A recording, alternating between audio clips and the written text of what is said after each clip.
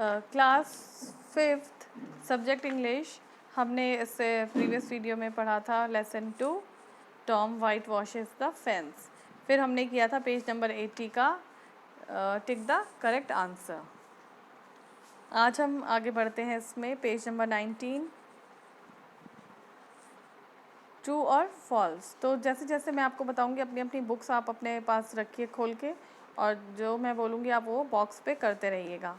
तो सुन लीजिए, C part है इसका। Tom was a mischievous boy. तो आपसे पूछा जा रहा है कि टॉम जो था वो एक मिस्चीवियस बॉय था, शरारती बच्चा था। तो सही या गलत? तो ये है ट्रू, तो बॉक्स में लिखेंगे हम टी। पहला वाला ट्रू है तो टी लिखेंगे। दूसरा वाला देख लीजिए, Tom regularly went to school.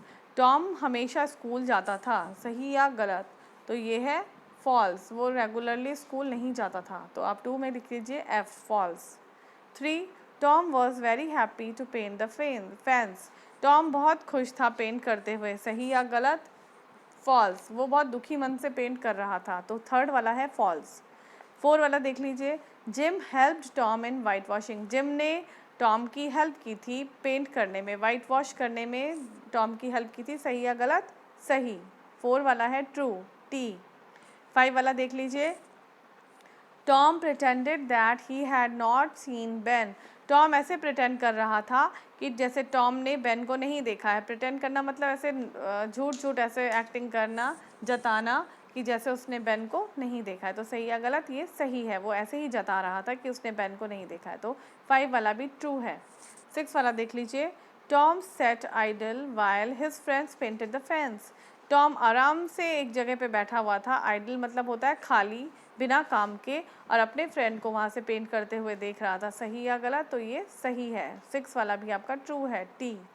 7 देखिए, aunt Polly thought that Tom had whitewash the fence. जो टॉम की आंट पॉली थी वो तो ये समझ रही थी कि ये जो वाइट वॉश है, बाउंड्री पे जो वाइट वॉश किया है वो टॉम ने किया है। तो सही या गलत? तो ये भी सही है, ट्रू है।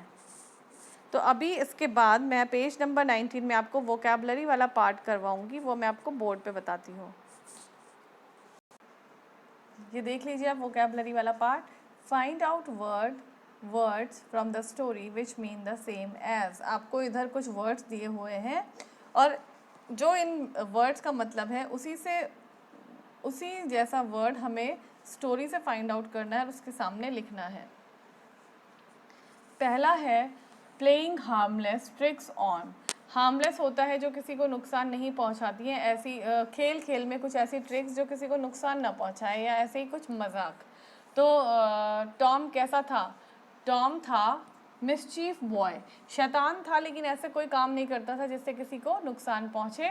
तो प्लेइंग हार्मलेस ट्रिक्स ऑन का मीनिंग जो मिलता जुलता है वो है मिसचीफ। नेक्स्ट है नॉट टू हेयर, मतलब आपसे कोई कुछ कह रहा है और आप उसको मत सुनो, या फिर आपने सुन लिया है लेकिन आप उसकी तरफ ध्यान नहीं देते, तो उसका उसी की तरह का मीनिंग है इसका इग्नोर। इग्नोर करना मतलब किसी को अनदेखा करना, या सुनने के बाद उसको इग्नोर कर देना कि हमने तुम्हारी बात नहीं सुनी है।